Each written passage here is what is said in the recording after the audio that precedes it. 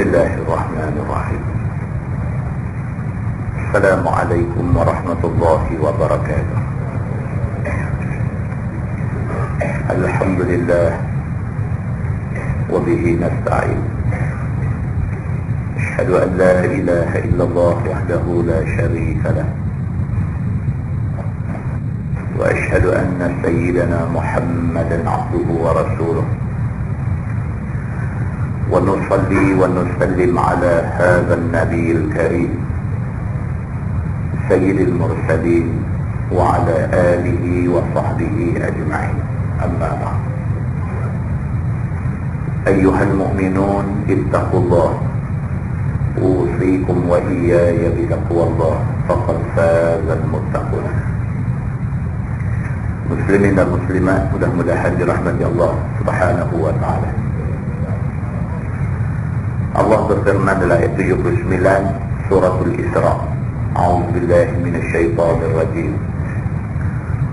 Wa minal laili fatahajjat bihi nafilatan lak asa an yab'atsaka rabbuka maqaman mahmuda. Shadaqallahul azim. Maksudnya, dan dari sebahagian daripada waktu malam, maka bertahajudlah sebagai satu amalan sunat bagi kamu. Mudah-mudahan Tuhan akan mengangkat kamu ke satu tempat yang terpuji. Muslimin dan muslimat yang dirahmati Allah sekalian, Allah Subhanahu wa ta'ala bagi ingat kepada kita dalam ayat 79 surah Al-Isra ini, Tuhan kata, wa minal lail fatahajjat bihi nafilatan lak. Dan sebahagian daripada waktu malam itu hendaklah kamu isikan dengan bertahajud. Yang mana sembahyang tahajud itu ialah sembahyang yang sunat bagi kamu. Orang yang melakukan sembahyang tahajud waktu malam ini, Tuhan kata, asa an yab'atsaka rabbuka maqaman mahmuda. Mudah-mudahan Allah Subhanahu wa ta'ala akan angkat dia dan letak dia pada satu tempat yang terpuji. Kita semua faham, di antara tanda cantiknya agama kita ialah kita jaga 3 benda. Yang pertama, kita jaga akhlak. Akhlak perangai kena jaga. Jaga yang ni 1/3 daripada agama kita jadi cantik. Semayang kuat, sedekah kuat, korban untuk jalan Allah kuat, tapi perangai tak elok, akhlak tak elok, jadi tak elok semua.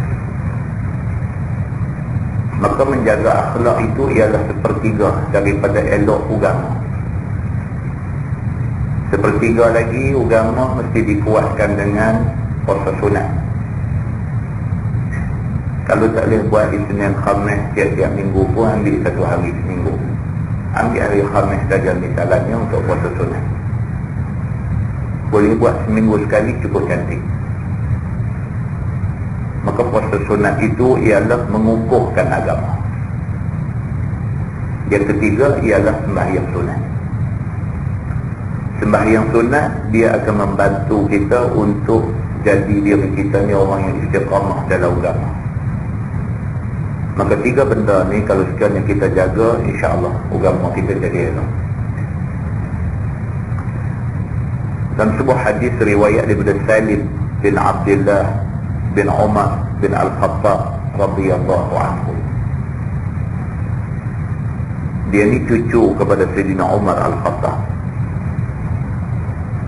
Dia kata, an abihi anna Nabi sallallahu alaihi wasallam qala. Salim kata dia dapat hadis ni daripada bapa dia, iaitu Abdullah bin Umar bin Al-Khattab. Bapa dia kata Nabi sallallahu alaihi wasallam bersabda, Nabi kata, ni'mar rajul Abdullah law kana yusalli min al-lail.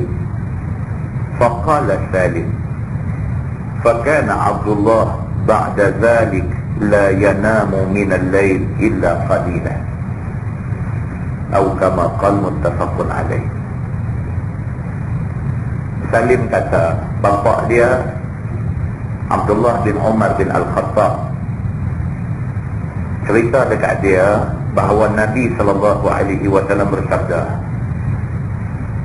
Nabi kata, ni'mar rajul Abdullah, sebaik-baik lelaki itu ialah seorang hamba Allah. Lau kana yusalli minal lail, iaitu jika sekiranya dia sembahyang malam. Nabi kata hak paling baik di kalangan manusia ni ialah satu orang yang sembahyang malam. Nabi kata begitu di depan Abdullah bin Umar bin Al-Khattab. Nabi kata macam tu. Salim kata, fakana Abdullah ba'da zalik la yanamu minal lail illa qalila. Salim ni anak kepada Abdullah ni, dia kata, pak aku bila dengar Nabi kata manusia yang baik ialah manusia yang sembahyang malam, start daripada pak aku dengar Nabi kata macam tu, dia tidur malam ni sikit sangat. Tuan-tuan tengok sahabat Nabi Abdullah bin Umar bin Al-Khattab. Abdullah ni anak kepada Sayyidina Umar Al-Khattab. Pak dia Umar Al-Khattab, sahabat Nabi, dia pun sahabat Nabi. Sekali dia dengar Nabi kata depan dia, ni'mar rajul Abdullah law kana yusalli minal lail. Nabi kata manusia hak paling bagus, manusia hak paling baik, manusia hak paling elok ialah manusia yang sembahyang malam. Dia dengar Nabi kata sekali aja, dia terus ubah diri dia jadi satu orang yang cukup kurang tidur waktu malam. Maknanya dia cukup kuat sembahyang malam. Di dalam sebuah hadis riwayat daripada Abdullah bin Amr bin Al-As radhiyallahu anhu, kata dia, qala Rasulullah sallallahu alaihi wasallam, ya Abdullah la takun mithla fulan kana yaqumul lail fattaraka qiyamal lail atau kama qala muttafaqun alaih.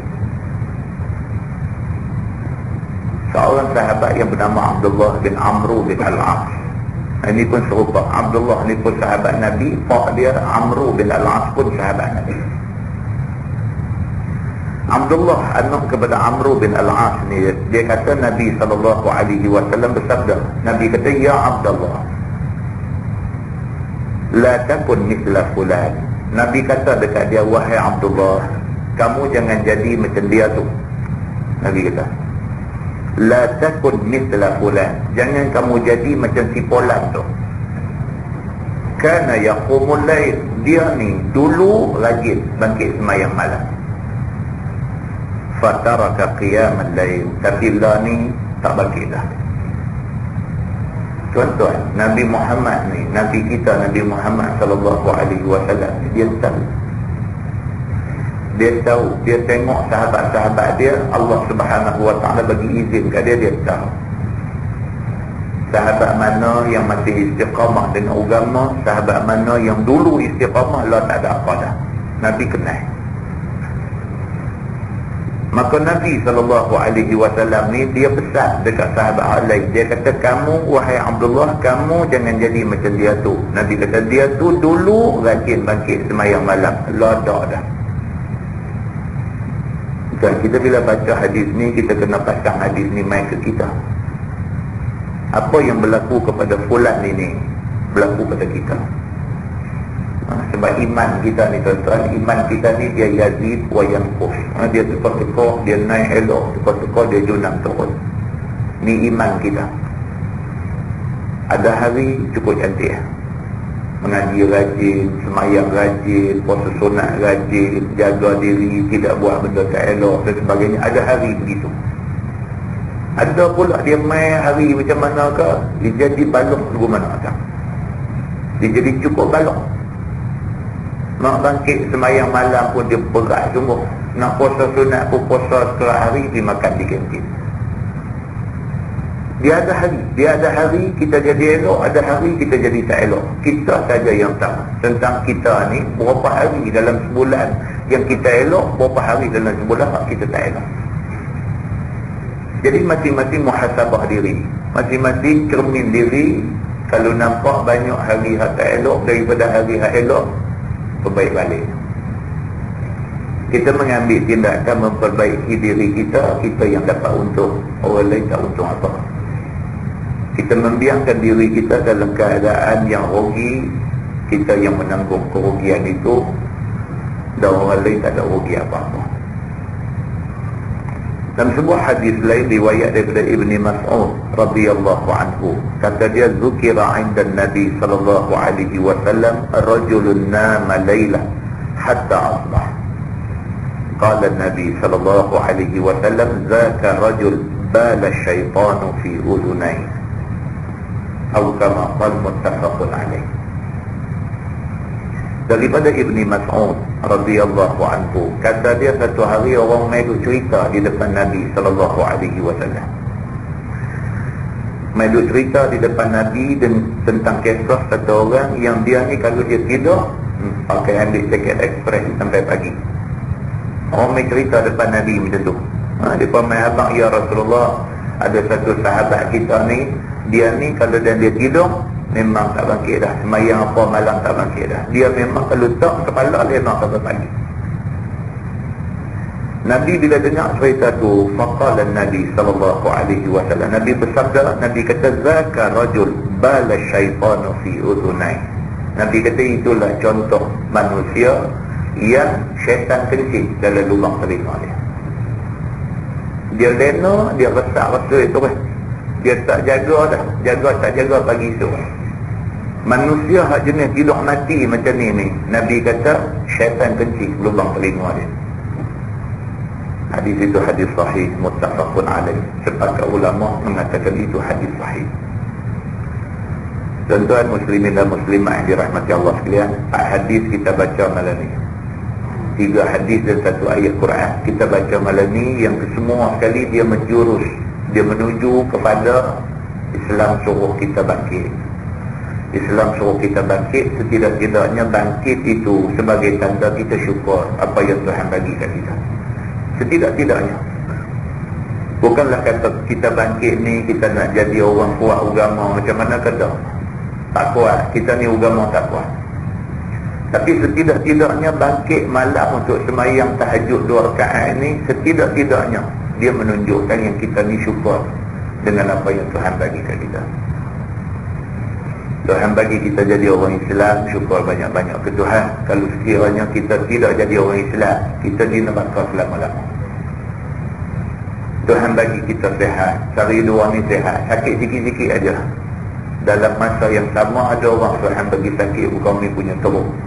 Syukur kita dekat Tuhan, Tuhan bagi kat kita sehat macam malam ni, membolehkan kita buat banyak benda. Tuhan bagi kat kita keluarga, Tuhan bagi dekat kita satu rumah tangga, Tuhan bagi dekat kita rezeki, Tuhan bagi macam-macam kat kita. Setidak-tidaknya kita syukur pada Tuhan. Kita terima kasih pada Tuhan dengan bangun sewaktu orang lain tidur. Kita bangun waktu orang lain sedang tidur, kita nak bagi tahu ke Tuhan, kata kita terima kasih kepada dia atas anugerah dia yang melimpah-limpah pada kita. Mudah-mudahan mukadimah itu memberi sedikit rangsangan kepada kita untuk melakukan kebaikan pada jalan Allah Subhanahu wa taala. Kita menggunakan Bahrul Mazi jilid 1. Bahrul Mazi jilid 1, muka surat 145. Muka surat 145. Kita masuk satu bab baru, bab ma jaa fil ghusli min al janabah. Itu bab yang telah datang pada menyatakan mandi daripada junub. Kita dah bagi tahu bulan lepas, ini tajuk sangat penting. Tajuk ni sangat penting, kegagalan kita untuk melakukan mandi wajib yang sah menyebabkan semua ibadat kita lingkup. Kegagalan kita untuk mandi wajib dengan cara yang sah menyebabkan semua ibadat kita buat lingkup belakang.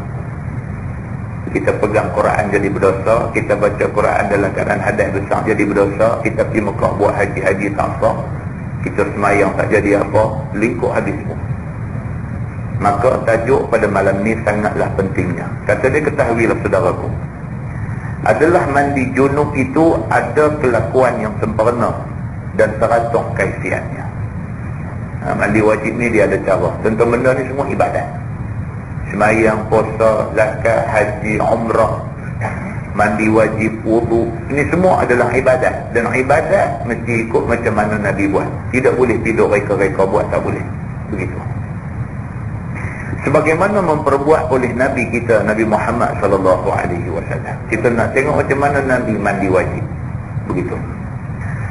Maka kaifiatnya itu telah dikeluarkan oleh Imam At-Tirmizi. Kata hadisnya, an Maimunah radhiyallahu anha qalat,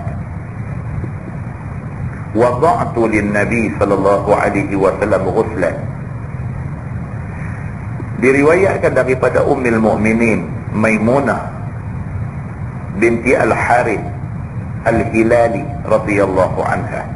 Ini isteri Nabi, salah seorang daripada isteri Nabi, nama dia Maimunah binti Al-Harith. Kata dia, telah aku hantarkan dan aku dekatkan bagi Nabi sallallahu alaihi wasallam akan air mandi kerana ia mau mandi junub. Isteri Nabi Maimunah, dia cerita, dia kata malam tu Nabi berjunub dan Nabi nak mandi junub. Nabi nak mandi, nak angkat hadas besar, maka dia buat air untuk Nabi guna untuk mandi hadas besar ni. Kata dia, fartasala minal janabah, maka mandilah dari sebab junubnya dan memulai ia. Fa'akfa al-ina bishimali ala yamini faghasala kaffai, maka menyenyet ia akan bejana, yakni akan bekas air dengan tangan kirinya, tuang ke atas tangan kanannya.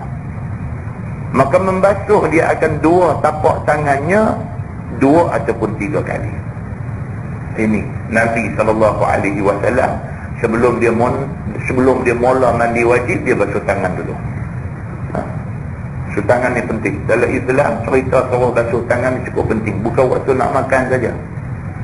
Kita tidur biasa, tidak berjunub pun, bangkit pagi sebelum buat apa-apa, ada hadis suruh basuh tangan dulu. Sebab bila tidur ni, tangan ni macam-macam, dia pergi merata tempat. Dia gaul kepala, dia korek hidung, tangan kita ni dia tak bersih. Bila bangkit pagi, kok mana cerita pun tangan basuh dulu. Maka orang yang dalam keadaan berjunub pun, sebelum start mandi wajib, tangan basuh dulu. Nabi SAW buat begitu. Thumma adkhala yadahu fil ina fa'afada ala farjih. Kemudian daripada telah berbasuh 2 tangannya, maka memasuklah Nabi akan tangannya itu ke dalam bekas tadi, maka menuang ia. Yakni dia ambilnya air itu dengan tapak tangannya, lalu ditimbanya dan dituangkan ke atas kemaluannya, yakni kubulnya dan duburnya. Lepas dah basuh tangan, Nabi seluk tangan dia masuk dalam bekas, dalam ina, dalam bekas, dalam cebok ada air ni. Tadi Nabi sengit, tuang basuh tangan kiri kanan. Dah tangan tu bersih daripada najis, Nabi celup tangan masuk dalam bekas tu. Hadis inilah timbulnya cerita air musta'mal. Di sisi mazhab Syafi'i, dia tak boleh. Bila celup dalam bekas yang kurang daripada 2 kolah, dia kata air yang ada dalam bekas yang kurang daripada 2 kolah sudah jadi air musta'mal. Di sisi setengah mazhab lain, macam mazhab Ahmad bin Hanbal, dia tak ada air musta'mal. Pasal apa? Pasal dia sabit kepada hadis ni, Nabi celup tangan masuk dalam bekas yang kurang daripada 2 kolah, dan kemudiannya Nabi guna air tu untuk angkat hadas besar. Maknanya tidak timbul soal air yang dicelup tangan ni jadi musta'mal. Itu cerita dia. Dan dalam mazhab Syafi'i pula, dia kata Nabi celup tu, Nabi niat tangan dia tu jadi cebok, maka tidak timbul soal musta'mal. Kalau saja celup jadi musta'mal. Dia kata kalau niat tangan jadi cebok, tidak jadi musta'mal. Ini perbahasan di kalangan mazhab. Begitu. Baik. Nabi SAW lepas dia basuh 2 tangan dia, dia guna tangan dia cedok air dalam cebok tu, dia jurus kemaluan depan dan belakang dia, kubul dan dubur dia. Kata dia, thumma zaka biyadih al-haid awil ard, Kemudian daripada sudah dibasuhnya kemaluan dia dengan niat mandi hadas besar. Nampak? Itu penting tu. Start daripada basuh kemaluan tu, masa tu dah niat mandi hadas besar lah. Kalau tidak, dia jadi hak macam kita gezek bola lepas. Masa dia pergi basuh tu, dia tak niat lagi mandi hadas besar. Lepas pada dia basuh bersih semua, dia start ambil ayat sembahyang, barulah lepas tu dia niat mandi hadas besar. Lepas pada tu dia mandi hadas besar, dia tak basuh dah kawasan kemaluan dia. Pasti dia tu ingat tadi dah basuh dah. Tadi basuh tak niat hadas besar lagi. Maka kawasan tu tak dianggap sebagai rata air kerana hadas besar lagi. Atas ni kita nanti kena perangkat. Jadi apa perlu kita buat? Basuh-basuh tangan tu. Masa basuh kemaluan, masa tu niat dah kata kita ni nak angkat hadas besar. Maka tak lagi bila kita dah berwuduk, bila kita mandi, memang kita dalam keadaan mengambil hadas, sedang mengangkat hadas besar. Begitu. Baik, dia kata kemudian menyental ia akan tangannya ke dinding yang rumah ataupun bumi, sebagaimana sental yang bersangatan. Lepas Nabi guna tangan dia basuh kemaluan depan dan belakang dia, tangan hak bekas basuh kemaluan tu Nabi tonyok di ke dinding. Nak menunjuk kata kalau sekiranya ada kotoran, maka kotoran itu dibuang dengan cara tonyok ke dinding. Begitu. Summa madmada wastanshaqa wa ghasala wajhahu wa zira'ain. Kata dia kemudian berkumuk-kumuk Nabi dan menghisap air ke hidung tiga kali. Dan berniatlah ia ambil ayat semayang dan membasuh ia akan mukanya rata-rata dan membasuh dia akan dua tangannya sampai ke siku. Itu dalam keadaan kita dah niat angkat hadas besar, kemudiannya kita berwuduk. Summa afadha ala ra'sihi thalathan. Kemudian daripada sudah sempurna basuh muka dan lengannya, maka tuanglah ia dengan air ke dalam tapak tangannya yang diambilnya dari dalam bekas yang dihadapannya itu ke atas kepala 3 kali. Kemudian Nabi tuang air atas kepala dia 3 kali tuang, supaya jerak air itu masuk rata di dalam pangkal rambut serata-rata kepalanya itu. Ya. Nabi angkat hadas besar lagu tu. Mula dengan basuh dua-dua belah tangan. Lepas tu Nabi basuh kemaluan depan dan belakang. Lepas selesai dah basuh kemaluan, Nabi tonyok tangan dia bagi hilang kuat ada kekotoran di tangan. Lepas tu Nabi terus start dengan berwuduk, basuh muka, basuh tangan sampai ke siku. Kemudian Nabi tuang atas kepala air 3 kali. Tuang bagi air jerak masuk sampai rata air sampai di kulit kepala. Tuang 3 kali. Kemudian Nabi tonyong-tonyong tangan dia di pangkal-pangkal rambut, nak pastikan air yang dituang tadi rata kena ke seluruh kawasan tumbuh rambut dan semua rambut yang tumbuh. Daripada tempat tumbuh rambut di pangkalnya sampai rambut sampai ke ujung, Nabi pastikan air kena semua. Summa afadha ala ta'iri jasadi. Kemudian daripada sudah jerak air ke atas kepalanya dengan 3 kali tuang tadi, maka tuanglah pula Nabi akan air ke atas sekalian tubuhnya. Mula sebelah kanan serta gosok, kemudian tuang sebelah kiri rata-rata. Sekalian badannya kena air. Ini rukun mandi wajib berapa tuan? 2. Yang pertama niat mandi wajib, yang kedua rata air seluruh anggota. Maksud seluruh anggota ialah dari ujung rambut sampai ujung kaki, air sampai semua sekali. Maka dia kata summa tanaha wa ghasala rijlai. Kemudian daripada sudah rata sekalian tubuh kena air, maka berubahlah ia dari tempat mandinya, pijau sedikit daripadanya dan membasuh 2 kakinya kerana menyempurnakan air semayangnya tadi. Dan inilah kelakuan Nabi mandi hadas besarnya. Itu cara Nabi mandi wajib. Kata At-Tirmizi, ini hadis hasan lagi sahih. Begitu. Baik, kita tengok hadis yang kedua. Dia kata satu lagi hadis Nabi SAW tentang mandi dikeluarkan oleh Imam At-Tirmizi dengan riwayat isteri Nabi yang dikasihnya sekali, iaitu an Aisyah radhiyallahu anha qalat kana Rasulullah sallallahu alaihi wasallam idza arada an yaghtasila min al-janabah bada'a fa ghasala yadayhi qabla an yudkhilahum al-ina.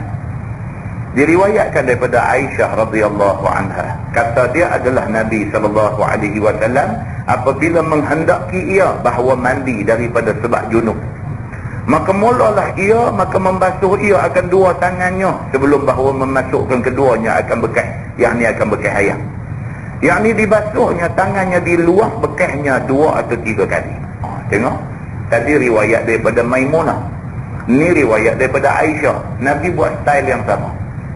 Sebelum mula nak mandi wajib, Nabi basuh tangan dua-dua belah dulu, lebih dahulu daripada memasukkannya. Sebelum Nabi ambil tangan jelum masuk di dalam bekas air ni, Nabi basuh dua-dua tangan dia dulu. Summa ghassala farjah, kemudian daripada sudah dibasuhnya tangannya itu, maka memasuklah Nabi akan keduanya, yakni kedua tangannya, mengambil dan mencebok itu dengan tangannya untuk membasuh kemaluannya, dan disentalkannya ke tanah kemudian daripada itu. Tengok, Aisyah riwayat macam Maimunah riwayat, serupa aja. Nabi mandi wajib, Nabi buat begitu. Dia kata wa yatawaddau wudu'ahu lis-salah, dan mengambil air semayang ia sebagaimana wudu'nya kerana semayang. Nabi SAW dah lepas dia basuh tangan, dah lepas daripada tu Nabi SAW gonyoh-gonyoh tangan dia. Lepas tu Nabi SAW ambil air semayang. Begitu. Yakni dengan niat angkat hadas kecil dan membasuh muka dan dua tangan sehinggalah akhir ambil air semayang. Summa yushribu sya'rahul ma', kemudian daripada selesai wuduk, minum dia akan rambutnya akan air. Maksudnya memberi, mengisap ia akan rambut kepalanya akan air. Maksudnya Nabi tuang air atas kepala, dia bagi air tu jerak sampai rasa kena kulit kepala. Itu maksud kata rambut minum air. Dia tuang air atas kepala dia sampai rasa sejuk kulit kepala. Makna air tu dah turun kena kulit kepala dia. Kata dia, summa yahki ala ra'sihi thalatha hasayat, kemudian meraup ia dengan dua tapak tangannya ke dalam air itu kerana menceboknya dengan dua tapak tangannya. Kemudian Nabi raup, dia cebok air tuang atas badan dia, maka meronggahkan ke atas kepalanya 3 kali raup dan 3 kali ronggah.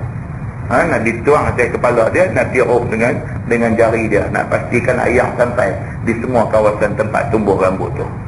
Kata At-Tirmizi, ini hadis hasan lagi sahih. Itu hadisnya. Baiklah, ni kita tengok masalah mandi junub dan kelakuan yang akmal, yang sempurna macam mana yang kata mandi junub ni. Kata Imam Nawawi dalam syarah Sahih Muslim, telah berkata ashab kita, bermula kesempurnaan mandi wajib itu bahawa memulai oleh orang yang mandi itu dengan basuh tangan dia 3 kali. Yang tu nombor 1. Sebelum memasukkan tangannya ke dalam bekas, yang ni bagi kih orang Arab lah, bawa mai bekas apa ayam apa semua, kita lah pancong senang. Kita lah tambah pakai shower tu lagi senang lah. Buka kata turun tu kira duk gencok saja kan, tak saja habis lah, rata ayam satu badan lah. Ataupun orang tak ada shower yang hujan ni, dia pakai paik getah lagi senang. Dia buka ayam turun tu kira dia mandi sahaja, kata habislah ayam satu badan. Begitu. Dulu zaman Nabi dulu dia bawa main ayam dalam bekas, jadi tu kena duk cebok dan sebagainya. Begitu.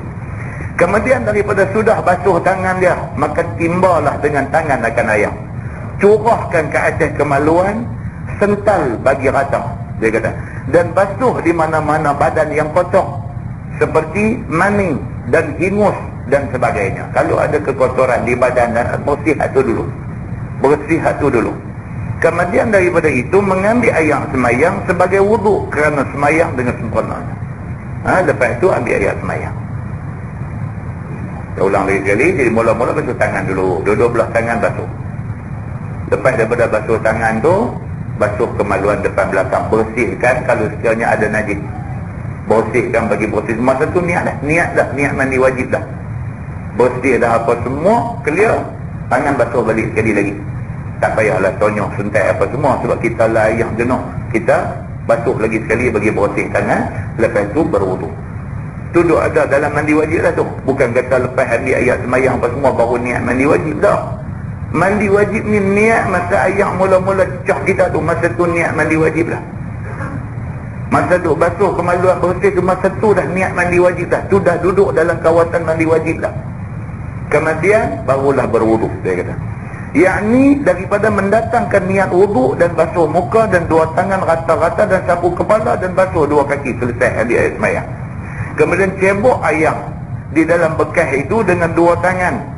Kalau tak ada cebok, dia kata, kita tak ada cebok, lebih daripada cebok pancung pun ada, jadi tak ada masalah lah. Pakai curik, pakai pai getah gitu aja. Maka ronggahkan ke atas kepala satu cebok, dicelah-celahinya pula dengan jari ke pangkal rambut dan juga janggut.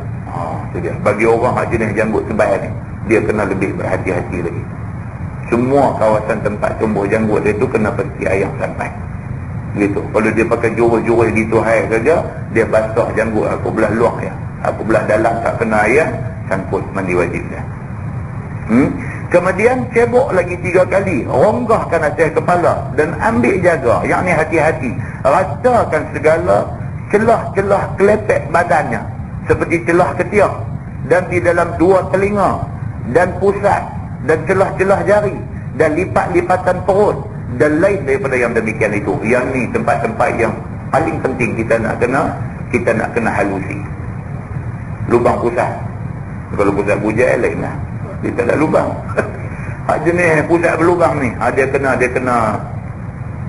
tonyok, dia kena korek-korek masuk dalam pusat tu. Telinga ni, cuping telinga kita ni, kawasan ada nampak ni semua kecuali dalam lubang telinga je tak payah masuk ayam. Ni kawasan cuping ni semua mesti kena sampai ayam. Ni paling bahaya ni, belah atas-atas ni, atas-atas ni semua nak kena pergi masuk ayam ni. Kalau pakai betul ya ni, celah ni tak kena, mandi wajib tak apa. Semua ni kena teliti. Kalau orang jenis badan sedap ni, tengkok berlatih dan sebagainya ni, latih-latih ni semua kena pastikan ayam sampai. Semua kawasan yang zahir daripada badan kita ni mesti dipastikan sampai ayam pada dia. Maka maulah sampaikan ayam kepada semuanya. Dia kata semua mesti sampai ayam. Begitu. Kemudian tuang lagi ayam ke atas kepala 3 kali. Kemudian tuang serata badan 3 kali dengan gosok di mana badan yang sampai tangan kepadanya.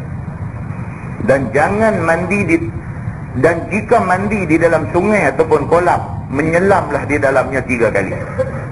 Dan sampaikan ayam kepada sekalian kulit, hari dan bulu-bulu yang tebal dan juga yang jarang.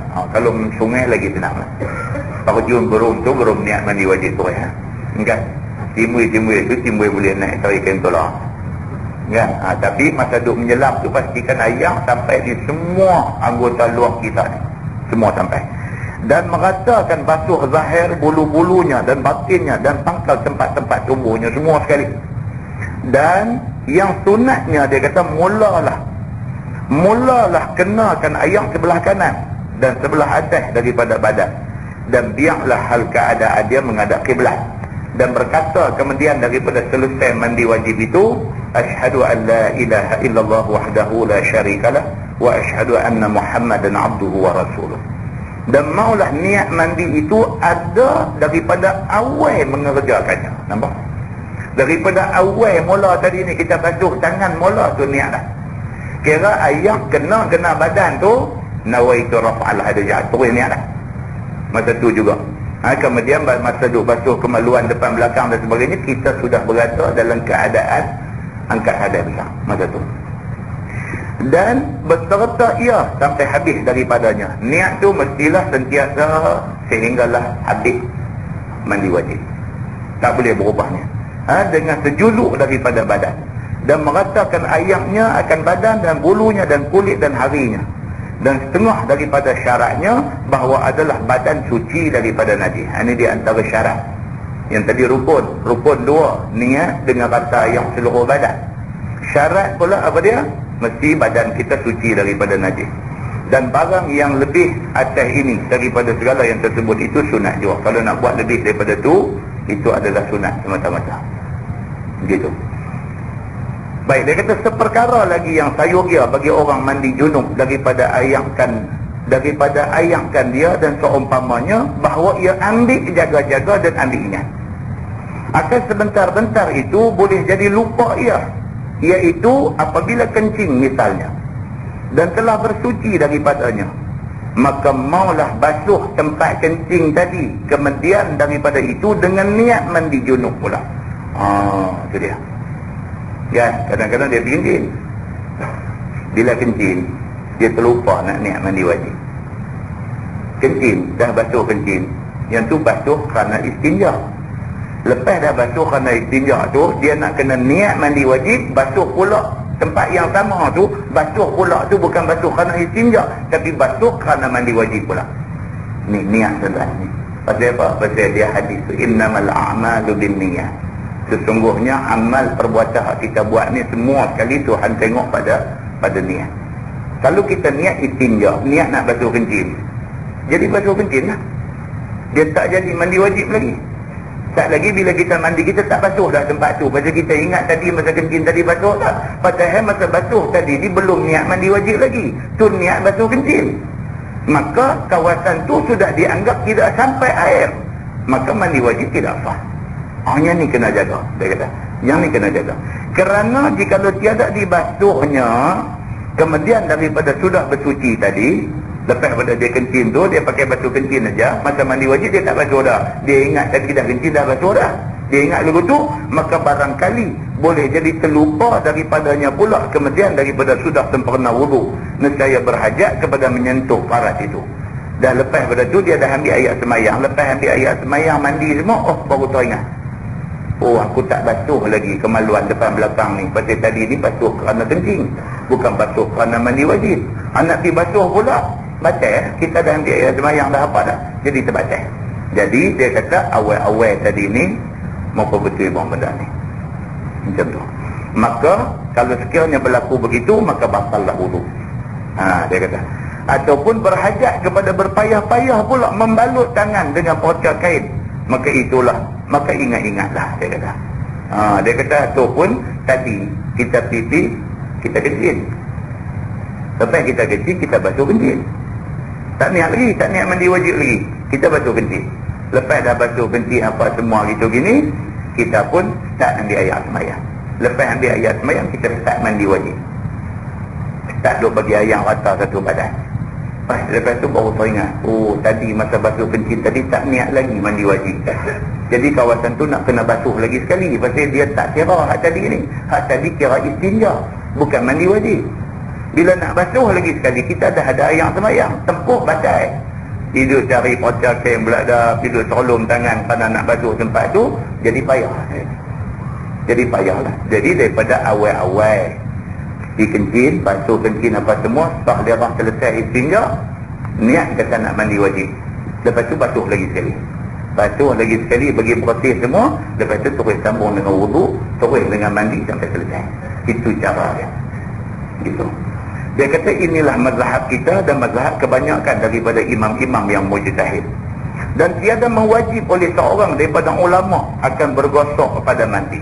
Gosok ni tak diwajibkan. Kalau gosok lagi baik. Tapi kalau tak gosok, pakai air yang bagi rata satu badan saja sudah cukup untuk nak sah mandi wajib. Gosok ni sunat saja. Dan tiada pada wudu melainkan Imam Malik dan Al-Muzanni. Imam Malik dia kata wajib kena gosok. Dalam mazhab Syafi'i tak wajib gosok. Kalau sekiranya kita pergi di pancong, ambil ayat semayang, kita buka, kita pakai begitu aja. Bagi air aja kena tangan kita. Tapi kena semua. Sah dah. Dalam mazhab Maliki, buat begitu tak sah. Dia kena tangan gosok. Gosok bagi kena semua tempat baru sah. Itu bezanya. Jadi dalam mazhab Syafi'i tidak disyaratkan kena gosok. Dan orang yang lain daripada keduanya berkata sunat. Dia kata, dan jika seseorang meninggalkan akan dia, nescaya sah bersucinya pada wuduk dan mandi. Tak gosok pun, janji ayam kena seluruh badan, sah mandi wajib. Begitu. Masalah mandi junub dan mengambil wuduk di dalamnya. Kata Imam At-Tirmizi, dan adalah yakni di dalam hadis pada masalah itu yang memilih akan dia oleh ahlul ilmi pada mandi junub, bahawasanya mengambil wuduk seorang bagi wuduknya yang pada sembahyang, kemudian tuang dia atas kepalanya 3 kali, kemudian meratakan air atas sekalian badan dia, kemudian membasuh dia akan dua tangan dan kakinya, dan bermula amal atas ini di sisi ahli ilmi. Dan kata mereka itu, jika menyelam orang yang mandi junub itu di dalam air serta rata air ke badannya dan tiada ia ambil wuduk, nescaya memadai akan dia. Dan ialah perkataan Asy-Syafi'i.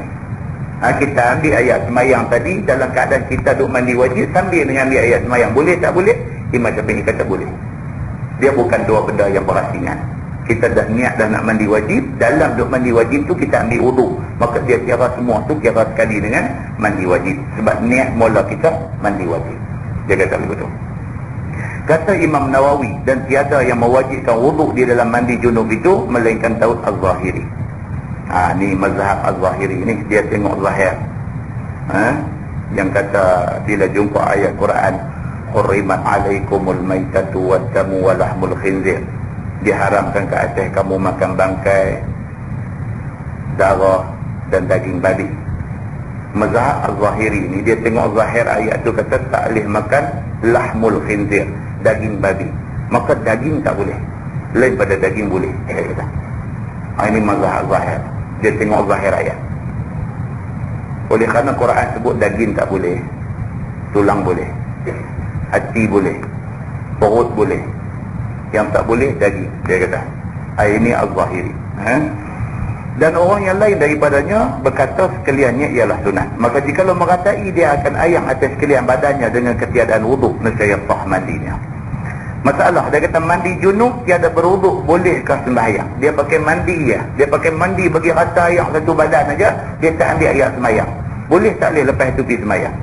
Kata Imam Syafi'i di dalam Al-Um, dan jikalau memulai seseorang maka mandi junub dia, maka tiada ia ambil air sembahyang dan menyempurnakan dia akan mandinya, nescaya memadai akan dia daripada wuduk bagi sembahyang. Maksudnya tak payah ambil wuduk dah.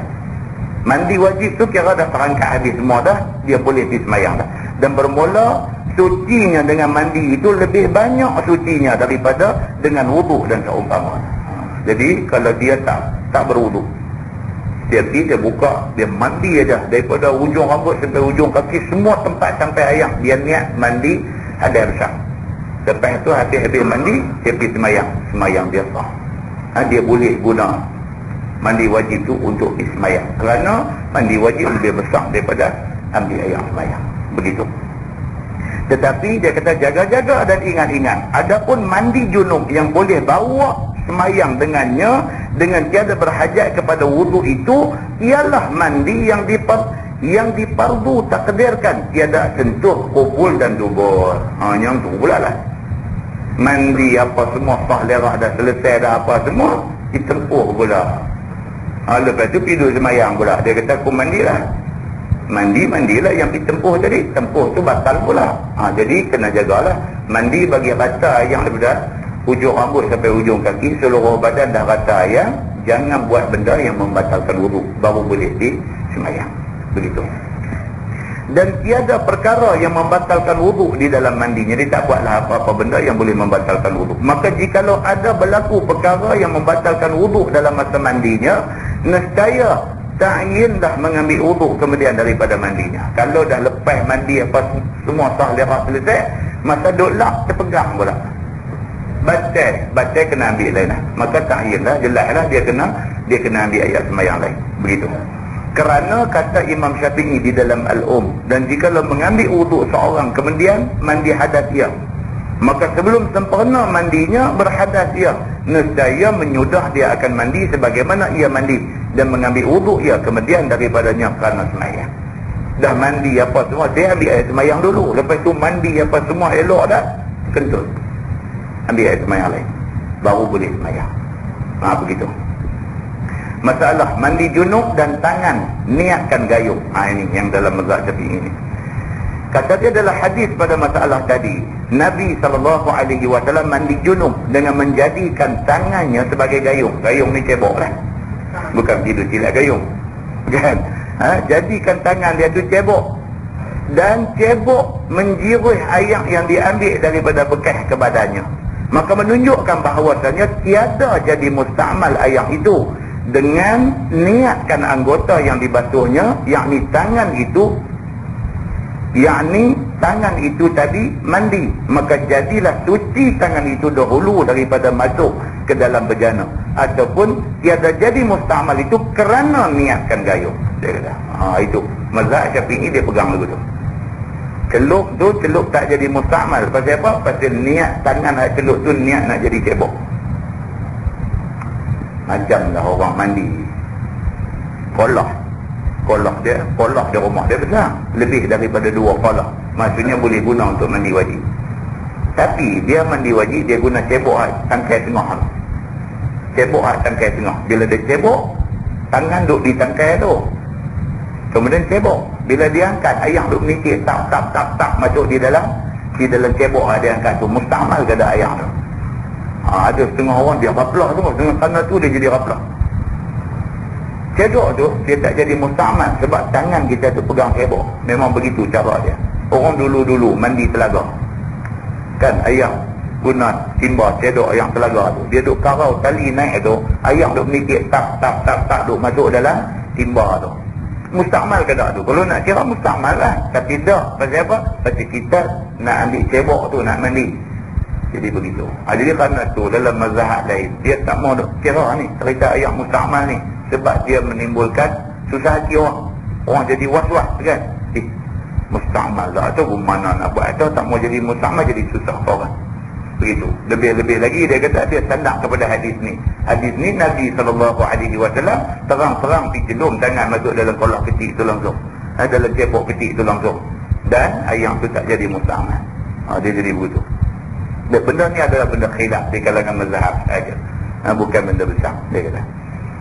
Baik, masalah dia kata istinja dan sentai tangan ke tanah. Kata Imam Nawawi, dan pada hadis dalam masalah itu menunjukkan sunat bagi orang yang istinja dengan air, apabila selesai ia daripada basuh farajnya dengan tangannya, bahawa sentalkan tangan dia ke tanah, ataupun basuh dengan asnan. Asnan ni dia sejenis daun.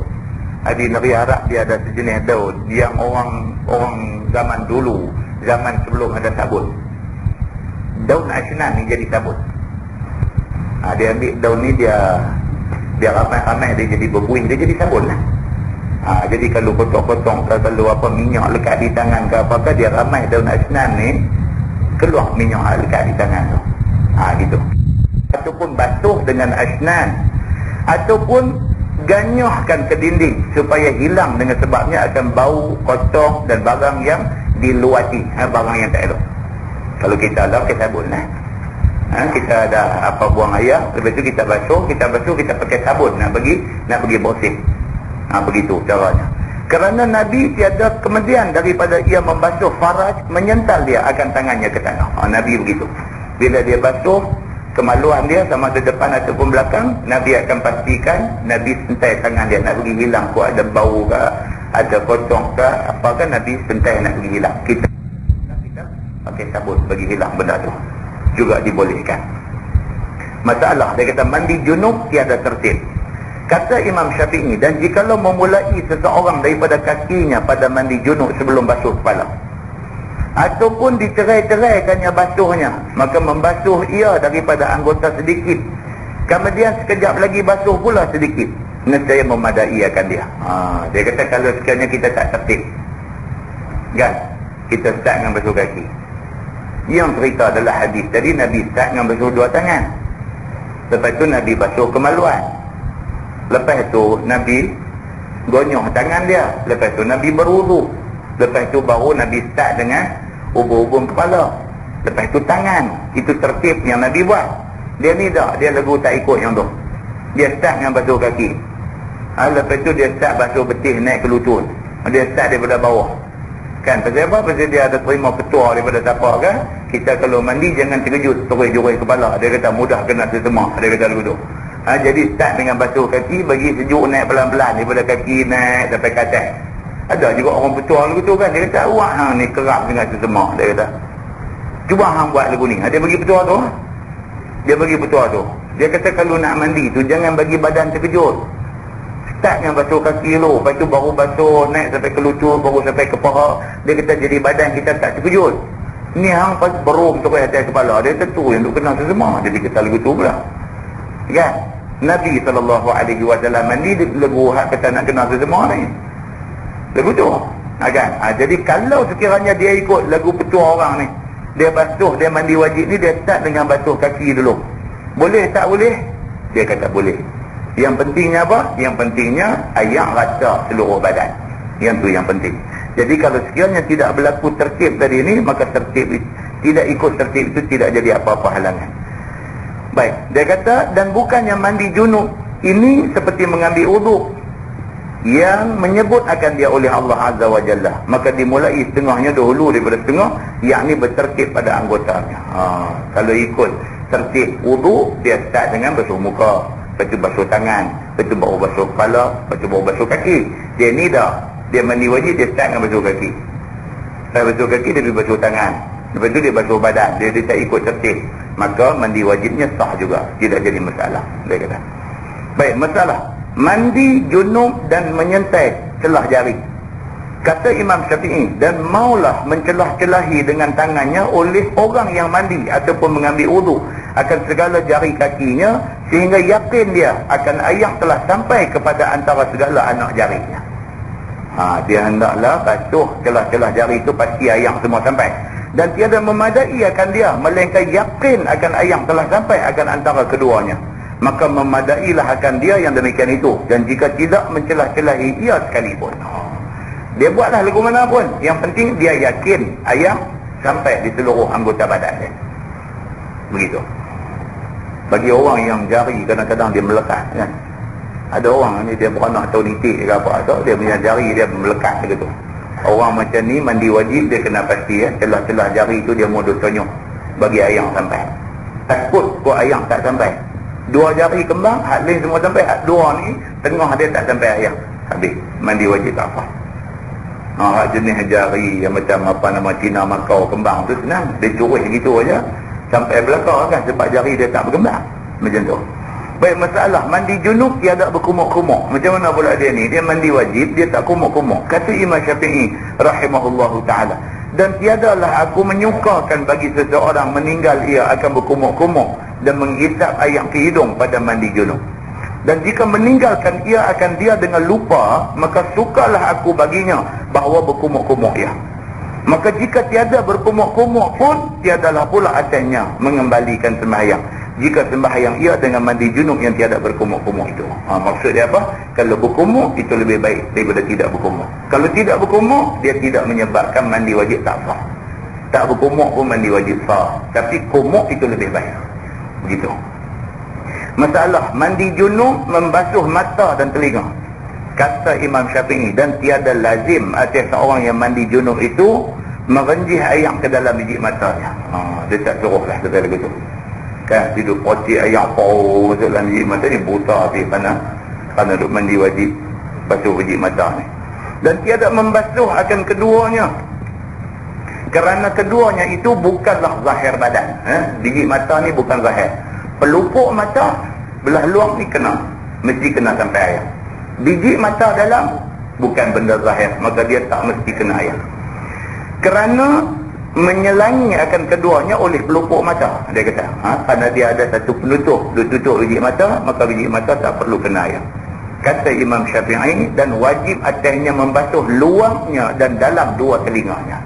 Telinga belah luar, belah dalam cuping telinga kena basuh, kerana kedua-duanya zahir badan. Ni walaupun belah dalam telinga ni dia dipanggil zahir badan. Dan membasuhkan rata-rata pada barang yang zahir daripada cuping telinga. Telinga ni cukup, ramai orang nanti terkena sama telinga ni, ramai orang nanti terkena. Dan tiada lazim atasnya memasukkan air ke dalam lubang telinga. Dalam lubang telinga tak payah, tapi dalam cuping telinga ni mesti kena sampai air. Begitu. Masalah mandi junub dan wuduk ada sedia. Kata dia, seorang yang ada wuduknya tiba-tiba keluar mani dengan tiada jima. Dia ni teruk punya manusia. Kan, tak ada pasal apa. Dia ada ayat semayang. Ada ayat semayang, tapi duduk tak duduk, dia keluar ayat mani. Ni teruk ni kena pergi berubat. Kan? Jarang orang jadi begini. Maka wajib atas dia mandi. Dan wuduknya tiada batal.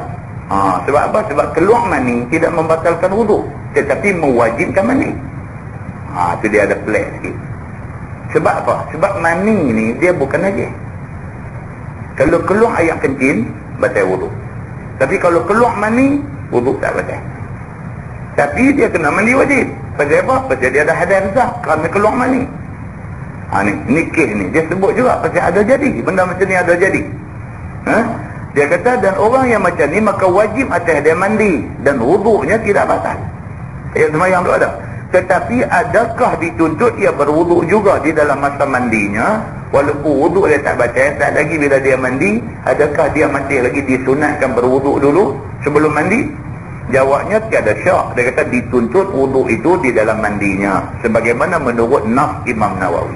Walaupun dia kata wuduk dia tak batal, tapi masa mandi tadi dia masih lagi disunatkan berwuduk sewaktu nak mandi wajib.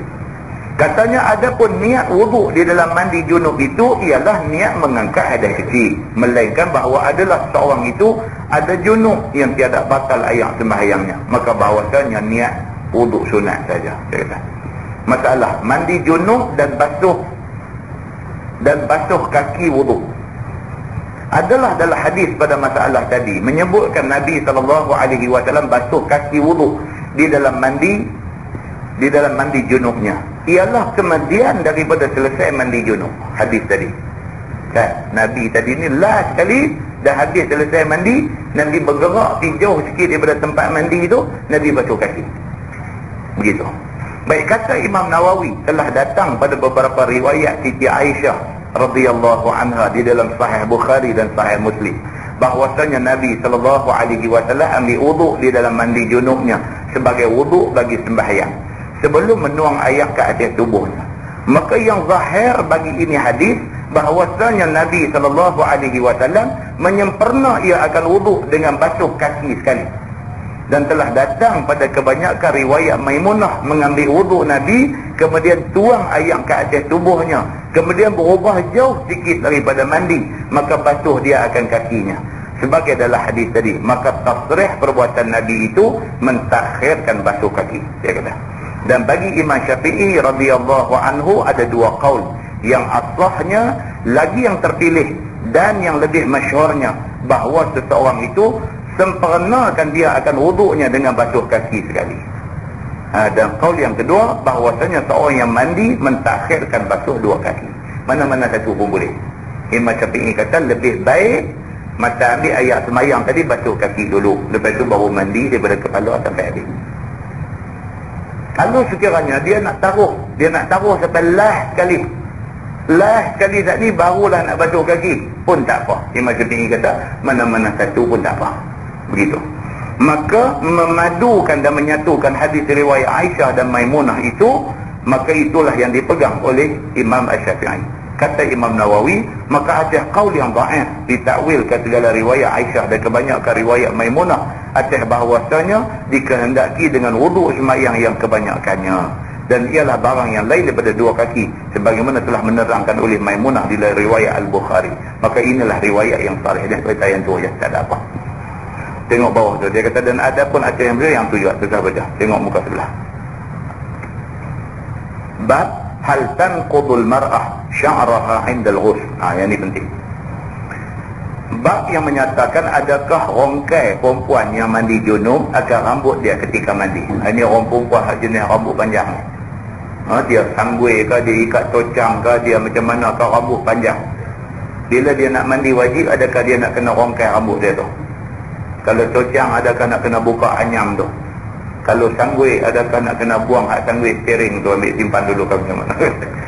Dulu tuan-tuan, orang perempuan dulu, dia ada satu steering pula buah belakang. Rambut dia yang disikat di belakang macam tu, steering tu ready made ni beli di kedai. Dia ambil, dia rak bubuh tadi, satu klip yang tibuh, satu klip yang tibuh balik ni. Macam steering ferry tu dah belakang macam tu. Bukan rambut dia, sanggui hak ready made dia bubuh. Dululah zaman orang tak pakai kelumbung dulu ni. Alah, orang semua dah pakai tudung apa semua, siapa jual steering tu tak laku. Sebab orang tak pakai dah yang tu. Kan? Jadi kalau sekiranya rambut betul dia pergi anyam buat jadi sanggui apa kemas macam tu, bila nak mandi wajib dia nak kena rongkai ke tak kan? Maka telah dikeluarkan oleh Imam Tirmizi akan hadisnya. Demikian bunyi dia.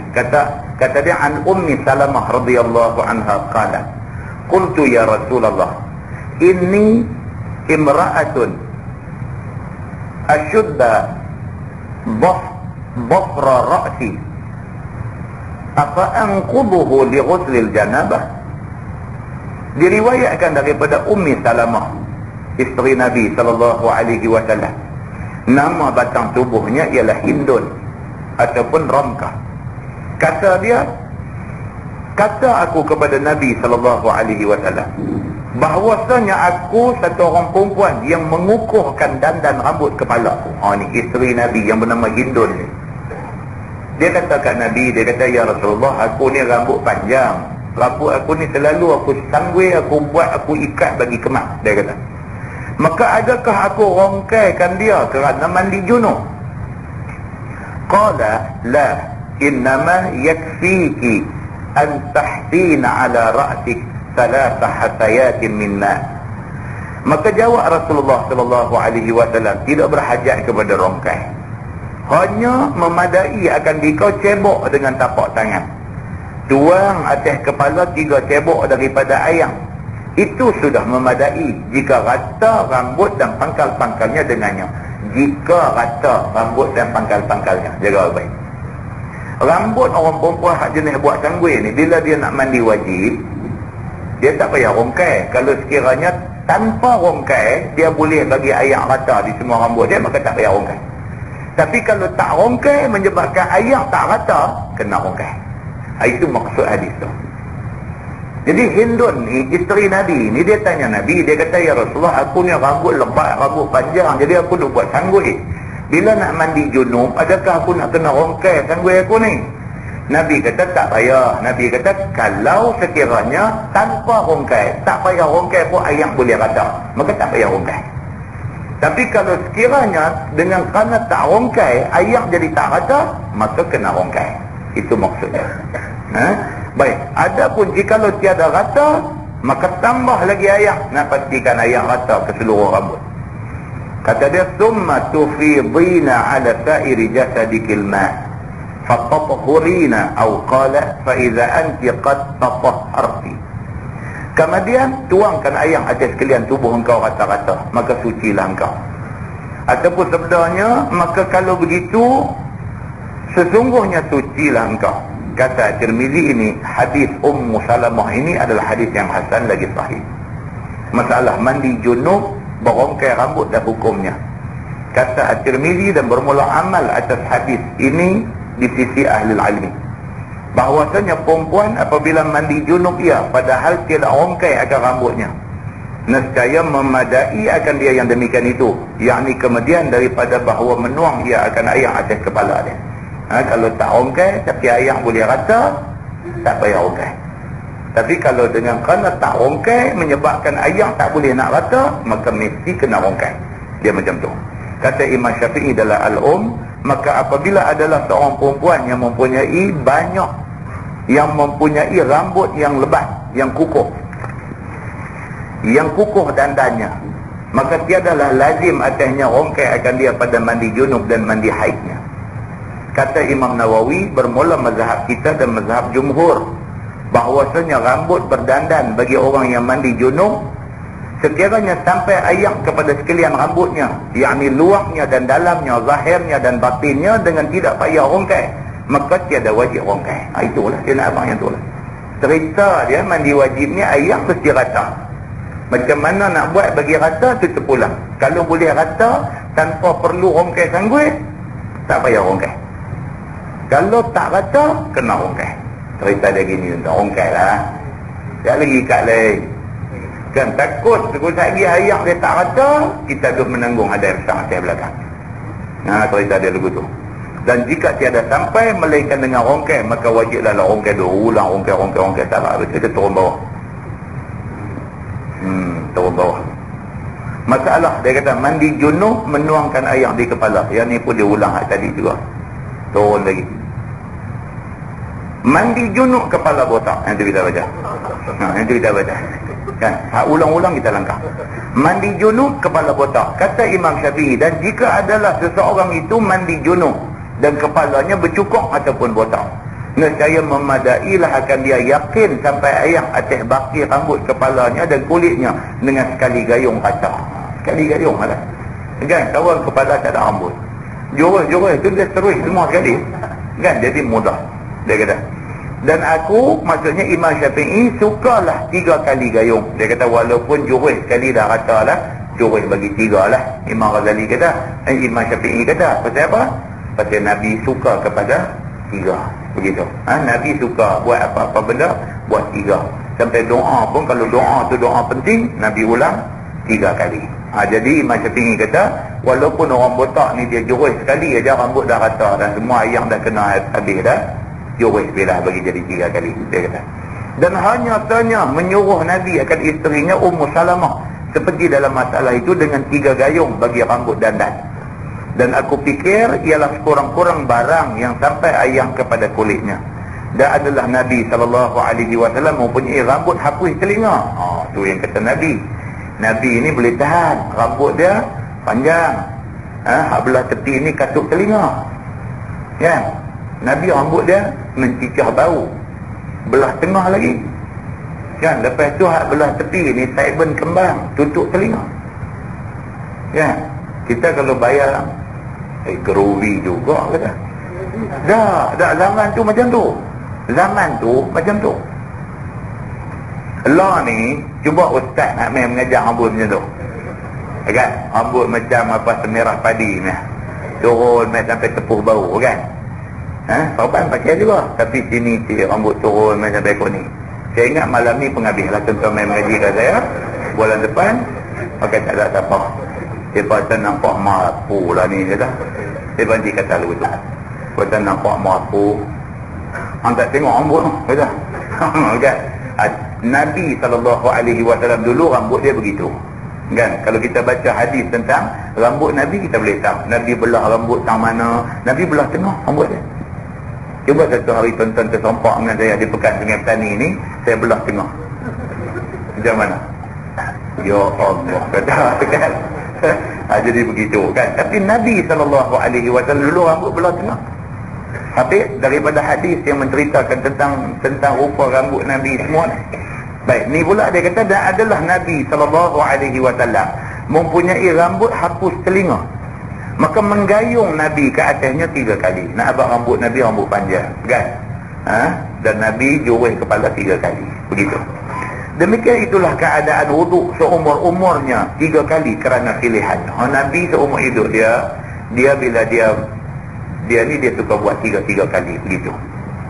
Dan bermula sekali yang meratai itu memadai pada mandi dan wuduk. Walaupun sekali dah okey, tapi Nabi suka 3 kali. Kerana jatuh dengan dia nama mandi dan juga wuduk apabila diyakinkan bahawa datang ia dan jerak ia di atas rambut dan kulit ari. Baik, masalah dia kata mandi junub laki-laki dan perempuan berlainankah? Kata Imam Nawawi rahimahullahu ta'ala bahawasanya mandi laki-laki dan perempuan itu daripada junubnya dan haidnya dan nifasnya dan lainnya daripada segala mandi yang disyarakkan dia sama jua pada tiap-tiap perkara, melainkan barang yang tersebut pada riwayat Muslim dan syarahnya bahawasanya disunatkan bagi haid memakai sepotong bau-bauan daripada kasturi, palitkan kepada kapas, kemudian disumbatkan ke dalam faraj. Ini untuk orang perempuan yang mandi kerana haid kan. Jadi dia kata sunat begitu, ambil kapas, sapu wangi apa sikit, bubuh di kemaluan dia. Dan bermula kaifiat mandi yang akmal, yang sempurna telah disebutkan dia di dalam masalah yang lepas dia kata. Itu boleh rujuk balik lah. Masalah mandi junub anak dara dan tiada dara. Orang perempuan ni pula kalau anak dara dengan yang dah kahwin dah ni, ada beza tak mandi? Kata Imam Nawawi, adalah mandi junub anak dara, yakni yang belum kena jantan. Yang belum kena jantan. Astagfirullahaladzim. Bahasa dia lah. Ini bahasa dia. Enggak. Bagi setengah orang mungkin bunyi kasar. Enggak. Bagi dia mungkin tak ada apa-apa. Begitu kan. Jadi kata Imam Nawawi, adalah mandi junub anak dara, yakni yang kata anak dara tu yang belum kena jantan. Tiada wajib menyampaikan air ke dalam farajnya. Hak mati anak dara ni kalau dia mandi angkat hajat besar kerana haid, kan? Maka dia tidak perlu sampaikan air sampai ke dalam kemaluan dia. Dan jika perempuan itu sudah kena jantan, dia ulang lagi sekali, kan? Maka wajiblah sampaikan air itu kepada barang yang zahir, yakni yang terbuka daripada farajnya waktu bertimbung. Ni orang perempuan yang dah kahwin ni dia kena begitu. Masa dia nak basuh kemaluan tu dia kena duduk bertimbung, hak mana yang terzahir nampak semua kena sampai air. Kalau tidak tak sah. Yang ni kena jaga-jaga. Kerana bahawasanya jadilah ia pada hukum zahir. Dia jadi benda tu boleh kerana nampak maka dia jadi zahir. Begitu. Begitulah dinaskan atasnya oleh Syafi'i dan jumhur ashab kita. Dan kata setengah ashab kita, tiada wajib atas perempuan yang sudah kena jantan itu membasuh dalam farajnya. Ada satu pendapat, tapi Imam Syafi'i kata kena basuh. Dia kena duduk bertinggung dan dia kena pastikan kawasan yang nampak semua dibasuh dengan air ketika mandi wajib. Dan kata setengah, wajib yang demikian itu pada mandi haid dan nifas, dan tiada wajib pada mandi junub. Ada setengah pula dia kata untuk mandi haid wajib. Pasal apa? Pasal dia sebulan sekali. Dan untuk mandi junub tak boleh. Apatah lagi kalau dia laki dia hari-hari mah. Dia hari-hari kena mandi tu. Hari-hari susahlah. Jadi bagi mandi kerana junub, dia kata tak payahlah. Sampai nak kena macam tu. Dan yang sahihnya ialah yang pertama. Dia kata yang ni wajib sampai ayam pada yang zahir. Yang ni wajib di sisi jumhur ulama dan Imam Syafi'i. Jadi orang perempuan dia kena bertinggung. Yang mana yang nampak zahir semua kena bagi sampai ayam. Kalau tidak, mandi wajib tidak sah. Dia kata bab ma jaa anna tahta kulli sya'rah janabah. Ini pendek. Itu bab yang datang pada bahawasanya tiap-tiap rambut itu junub, yang ini mewajibkan bagi cucinya. Ketahuilah saudaraku bahawasanya rambut dan bulu di atas badan orang yang junub wajib semuanya sampai ayam. Tempat yang tumbuh bulu semua kena sampai ayam. Maka telah dikeluarkan oleh Tirmizi hadis yang menunjukkan atas yang demikian itu. Kata dia an Abi Hurairah anin Nabi sallallahu alaihi wasallam qala tahta kulli sya'rah janabah faghsilu sya'ra wa anqu al-bashara. Maksudnya diriwayatkan daripada Abi Hurairah radhiyallahu anhu. Sabda Nabi sallallahu alaihi wasallam, di bawah tiap-tiap bulu itu junub, yakni wajib sampai ayam. Maka hendaklah basuh akan bulu dan bersih olehmu sekalian akan kulitnya. Kata Tirmizi, ini hadis gharib. Masalah mandi junub membasuh rambut dan hukumnya. Kata Imam Syafi'i, dan jikalau adalah mereka yang wajib atasnya mandi junub itu mempunyai rambut panjang, maka membasuh ia akan barang yang atas kepalanya daripadanya, dan membasuh badannya dan meninggalkan barang yang berjela-jela ke bawah daripadanya, maka tiada dibasuhnya nescaya tiada memadai akan dia. Orang perempuan rambut panjang, dia duk tonyong rambut dekat pangkal rambut tu, dekat kulit kepala tu dia tonyong. Hak rambut panjang mai ke ujung ni tak kena ayam, maka tidak sah mandi wajib. Rambut panjang dia kena basuh daripada tempat tumbuh rambut sampai ujung rambut, semua tu nak bagi kena sampai ayam. Susah lah. Nanti dia jadi susah. Kerana bahawasanya atasnya taharah bulunya dan kulitnya.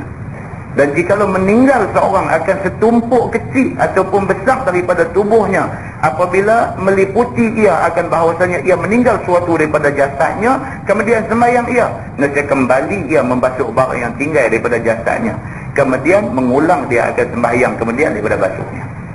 Dia dah mandi dah, mandi apa semua sah lepas selesai, ya, sembahyang. Tengok ada liquid paper kena di tangan. Liquid paper tu sikit aja, tapi sikit ke banyak ke apa ke tak boleh. Dia mesti semua kulit kita kena air masa kita mandi wajib. Kerana satu tempat kena liquid paper tu kena semayang lain. Dia kena begitu. Ataupun orang dalam kitab-kitab fiqh lama, Matla' al-Badrain apa semua, dia buat contoh sisi ikan. Sisi ikan dia tempel lekat di kulit tu. Sisi ikan tu dia lekat, dia halang ayam daripada kena. Dia dah mandi wajib apa semua sah lirat selesai semayang apa semua habis dah semayang, tengok-tengok ada sisi ikan kecil. Habis mayang-mayang semua kena buat lain, kena apa semua lain. Tu kena teliti. Masa mandi ni kena teliti. Kita tengok orang kita ni semua nak cepat. Ambil semayang pun cepat. Lalu tidur kat kolam. Perung, tengok copok kaki dah, habis dah. Kan? Macam mana dia ambil ayat semayang gopoh, macam itulah dia mandi wajib dia gopoh. Boleh tahu lah. Dia jenis nak cepat. Maka bila nak cepat ni dia tak teliti. Bila tak teliti dia ada lah nak jadi selek tang ni dia ada. Selek ni pula dia nak sangkut habis ibadat semua, hanya ni leceh. Jadi dia buat apa benda pun dia sekali saja. Macam anak-anak kita nak periksa pun kita duk pesan kat mereka betul lah. Periksa ambil sekali saja. Tak mau 2-3 kali. Kadang-kadang dia tak larat lah, jemur lah, boring lah, fed up lah, tak larat baca buku lah, letih lah, apa lah, macam-macam dia buat baca lebih kurang. Ambil tak payah nak kena ambil lain. Ambil lain lagi jemur daripada ambil sekali mula baju ni. Jadi alang-alang nak ambil periksa sekali saja. Biar kita pulun susah-susah sekali saja. Lepas tu lepas tu. Macam tu lah dalam soal ibadat pun. Kita tak mau buat, lepas tu tak nak kena ulang balik 2-3 kali. Siapa suruh sekali, tapi buat bagi sempurna, bagi elok. Dia macam tu. Baik. Jadi Nabi SAW dia pesan macam tu. Satu lagi dia kata bab fil wudu' ba'dal ghusli, menyatakan wudu' kemudian daripada mandi. Ketahuilah saudaraku, manakala sudah ada wudu' di dalam masa mandi, maka tiadalah wudu' kemudian daripadanya lagi. Tadi masa nak start mandi wajib, tadi dah ambil ayat semayang, tak payahlah ambil ayat semayang lepas pada tu. Dia kata kalau sekiranya kita tak buat benda yang membatalkan wudu', yakni tiadalah diulang lagi ambil ayat semayang dengan dalil hadis yang dikeluarkan oleh Imam Tirmizi. Kata dia an Aisyah anna Nabi sallallahu alaihi wasallam kana yatawaddau ba'da al-ghusl. Diriwayatkan daripada Aisyah radhiyallahu anha bahawasanya Nabi sallallahu alaihi wasallam adalah ia tiada mengambil wuduk kemudian daripada mandi janabah. Kata At-Tirmizi ini hadis hasan lagi sahih. Mandi junub dan wuduk kemudian daripadanya. Kata At-Tirmizi dan ialah hadis dalam masalah tadi perkataan yang ketiadaan seorang daripada sahabat Nabi SAW dan tabi'in, dan bahawasanya tiada mengambil ayat semayang lagi kemudian daripada mandi. Sahabat-sahabat pun macam tu. Kata Imam Nawawi, dan berhasil fadilah wuduk mandi junub itu dengan mengambilnya dahulu daripada mandi atau kemudiannya. Dan apabila sudah ambil wuduk ia pada mulanya, maka tidak ambil lagi pada kali yang kedua pula. Maka sesungguhnya telah muwafaqah ulama bahawasanya tidak disunatkan dua wuduk. Wallahu a'lam. Lepas ini tuan-tuan, dia tajuk yang juga penting bagi kita yang hidup dalam rumah tangga. Dia kata bab ma jaa izal taqa al-khitanani wajib al-ghusl. Iaitu bab yang datang apabila bertemu dua khitan nescaya wajib mandi. Bila dua khitan, kemaluan laki-laki, kemaluan perempuan bertemu, maka wajib mandi. Pertemuan itu pertemuan yang macam mana? Dia akan bincang. Kan dia ada kadar dia. Pertemuan yang macam mana? Kemudian perbahasan ni juga dia merawik pergi sampai cerita kalau sekiranya dia jimak dengan isteri dia pakai kondom. Ada juga perbahasan tentang benda ni. Tapi oleh kerana kitab ni tulis tahun 30-an, kondom tak buat lagi zaman tu. Kan dia sebut pakai mota kain. Kan? Kalau sekiranya berlaku begitu, kan adakah mewajibkan mandi? Ada orang lain ni dia jumpa hadis ni, dia kata apabila dua khitan bertemu wajib mandi. Dia kata kita pakai sarung. So dia kata takkan nak kena mandi juga pun. Dia kata, nampak? Rupa-rupanya agama bincang dah benar. Agama bincang dah. Masa tahun 30-an dulu ni agama bincang dah benda ni. Sedangkan masa tu tak ada lagi benda ni. Ini yang dikatakan ihtimal dalam fiqh. Ihtimal maksudnya spekulasi. Fiqh buat andaian. Kalau jadi macam ni, lagu mana? Ni, tonton baca ni, kita dia tersenyum lagu tu lah. Kan? Sampai cerita kata duduk jumpa orang jantan ni jatuh tengah jalan pun ada bincang ni dalam tajuk yang akan datang. Dia kata apa hukumnya satu orang perempuan dia jumpa tengah jalan, kan? Dia tak forbid nak sebut. Dia jumpa tengah jalan. Lepas tu dia ni satu nakal punya perempuan. Dia ambil, lalu dia guna benda tu. Jadi kena mandi ke tak? Dia bincang sampai lagu tu. Lepas tu hak lain lagi, hak cerita kata kalau dengan menatang apa semua pun ada. Pasal agama dia tahu dah, manusia ni dia ada ketika dia akan jadi lebih teruk pada menatang. Jadi benda-benda ni dia ada kemungkinan berlaku, maka dia buat andaian. Saya pernah cerita dulu hukum. Dia kata dia nak bincang pasal baca ayat semayang. Dia cerita satu orang tengah duduk berjalan. Dia kata tengah jalan jumpa zakar maqtung ni. Jumpa yang tu lalu jatuh tengah jalan ni ke mana kan. Jadi dia lalu ingat apa ni hodong apa dia pegang. Lempang balik. Baca dah ayat semayang dia kata. Agama sampai ke situ dia bincang. Pegang. Lepas balik. Dia ada ayat semayang. Dia pegang.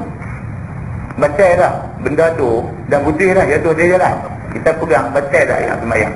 Perbincangannya sehingga ke situ. Walau benda ni tak banyak berlaku. Tapi kalau berlaku, dia sudah ada jawapan dia. Dan ini yang dikatakan ijtihad di kalangan ulama. Macam ulama-ulama Allah kena bincang dah ke depan esok. Kan? Macam orang pernah tanya, dia kata Jepun dah reka satu microchip. Yang dalam microchip tu dia programkan 30 juzuk Quran. Dia bertanam masuk di dalam ingatan manusia, otak ke mana tu.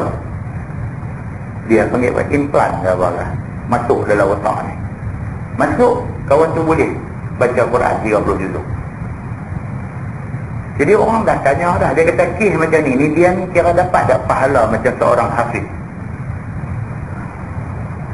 Dia tak pernah pergi duduk ma'at hafiz, duduk susah payah hafal Quran apa semua.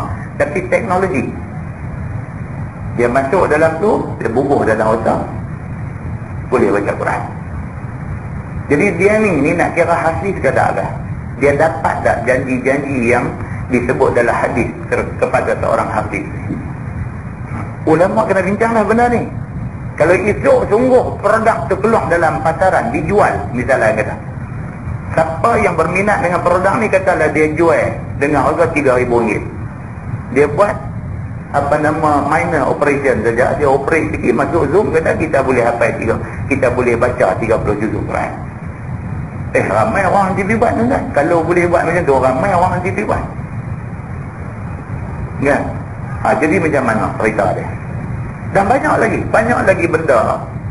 Kalau hak ni istimewa ni dibuat tahun 30-an, sesuai dengan tahun kita 2000. Tahun 2000 ni kena buat spekulasi tentang agama menjangkau pergi sampai 20 tahun ke depan pula. Apa akan jadi pula itu ni kan. Sampai ada orang bincang, dia kata ni dengan duk jadi orang tengok berita Vietnam tadi. US sedang bersiap sedia untuk melancarkan serangan besar-besaran ke atas Iraq. Bekas setiausaha negara di atas James Baker apa nama hak lama yang dulu ni pun protes Presiden Amerika atas keputusan dia nak serang Iraq. Protes juga, tak setuju. Dan dia menyeru kepada Presiden Amerika dan juga Senate. Mereka suruh Presiden fikir balik, suruh Senate halang benda ni. Sebahagian daripada rakyat Amerika tak setuju serangan yang nak dilancarkan ke atas Iraq dan sebagainya kan. Keadaan lah ni cukup panas. Islam di mana-mana. Kashmir, panas balik lah ni kan. Pakistan dengan India bergolak balik. Pasal apa? Pasal India tuduh kata Pakistan hantar orang dia masuk Kashmir yang dikuasai oleh India. Apa semua pergi bunuh askar dia, apa semua ni semua nak jadi pasal. Dua-dua negara ni ada senjata nuklear. Tuan-tuan, ni nak kata perang dunia dekat ke, nak kata kiamat dekat ke, Allah yang mengetahui. Tapi inilah iklim dunia yang ada dalam. Iklimnya panas begitu. Iklim dunia panas begitu. Maka ada orang kata, dia kata ustaz, katalah esok ni Amerika main cungkir Kaabah dia pergi bubuh di New York. Macam mana kita sembahyang nak menghadap mana? Ada orang tanya ada benda tu. Boleh tak kita jawab benda tu dengan kata dia tak boleh buat, Tuhan mana nak bagi? Boleh kita jawab begitu? Tak boleh. Kita pun tak tahu. Kalau kata jadi sungguh, wallahu a'lam, kita tak tahu nak kata. Mungkinkah Tuhan akan halang usaha dia apa? Ataupun mungkinkah benda tu berlaku? Kita tak tahu nak kata benda ni. Baik, kalau berlaku macam mana? Dia dah ada perbincangan ulama. Dia kata kita disuruh menghadap arah ke Masjidil Haram juga. Walaupun kita bukan disuruh menghadap Kaabah, kita disuruh menghadap ke arah Masjidil Haram. Arah Masjidil Haram. Kita bukan sembah Kaabah. Kita disuruh menghadap ke arah tu sebagai satu simbol kepada perpaduan orang Islam. Islam mementingkan perpaduan, suruh kita semua duduk bumi mana, bangsa apa, mazhab apa sekalipun, kiblat kita satu tu aja. Nak suruh kata orang Islam ni sedaya upaya carilah perpaduan. Terus bergaduh, tak ada untung tak mana-mana. Dan semua pihak cari perpaduan. Perpaduan mestilah asas di atas asas agama, iaitu berteraskan Quran dan hadis Nabi sallallahu alaihi wasallam. Ini banyak benda dibincangkan dalam fiqh ni. Kan, jadi tajuk yang akan datang ni dia akan bincang benda-benda macam ni. Jadi penting. Saya kira dia begitu. Bila tuan-tuan baca ni, tuan-tuan akan nampak, ada beberapa benda yang kita sebelum ni kesamaran, kita tak tahu. Bila baca-baca, sendiri kita nanti tahu. Macam ni boleh, macam ni tak boleh. Macam ni. Dia jadi cerita dia macam tu. Wallahu a'lam.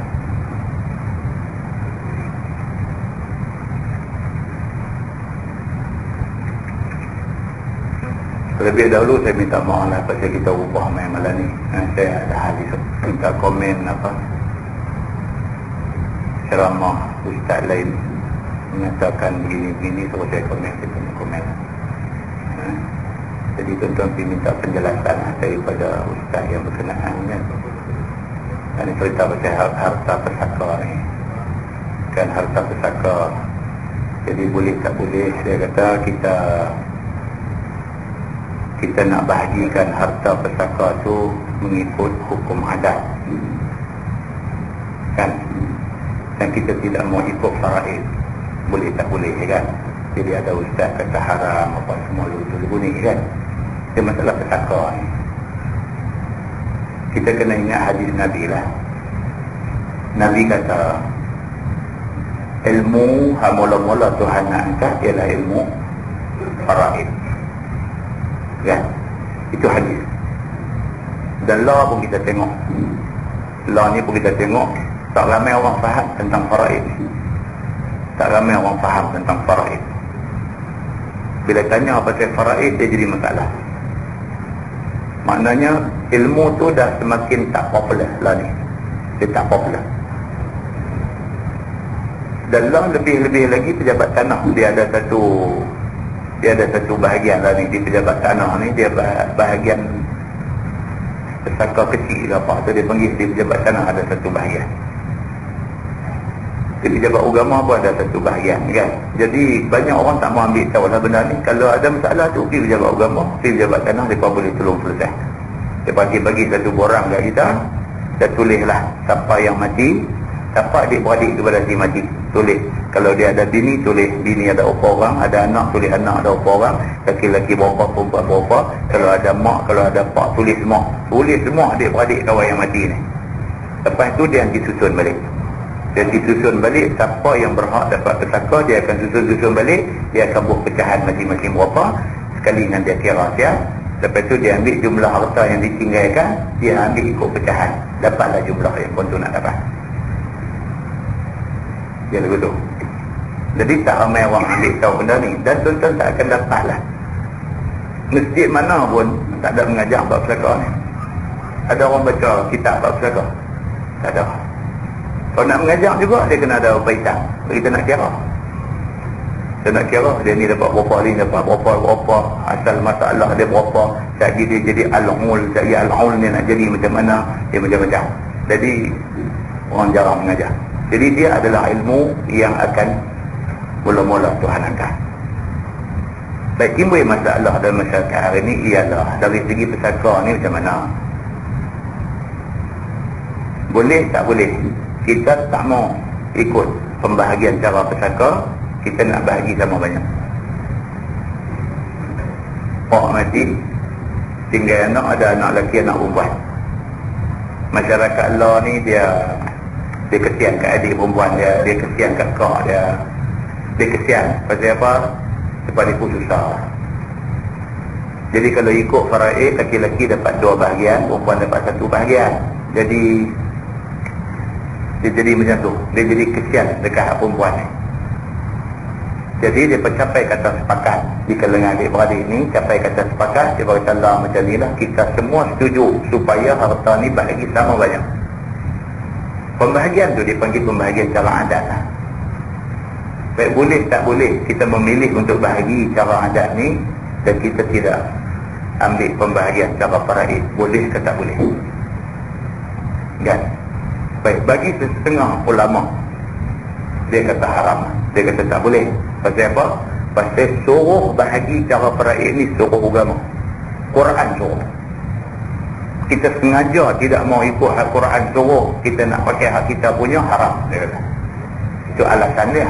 Alasan dia pasal apa? Pasal kita saja tak mau pakai Al-Quran suruh, seolah-olah Tuhan suruh tu tak apa nak elok buat naya adik-beradik perempuan.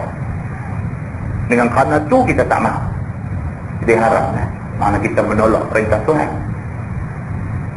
Setengah ulama pula kata, dia kata harus dengan syarat apa? Dengan syarat dapat persetujuan daripada semua pihak. Bila wujud keredaan, dia kata benda tu boleh buat. Ini 2 pendapat lah. Jadi kita tak maulah kata betul boleh. Cuma jalan keluar kepada masalah ni supaya nampak cantik. Jalan keluar dia ialah ikut faraid. Lepas pada ikut faraid tu, laki-laki ni tadi hak bahagian dia tu dibagi kat hak perempuan.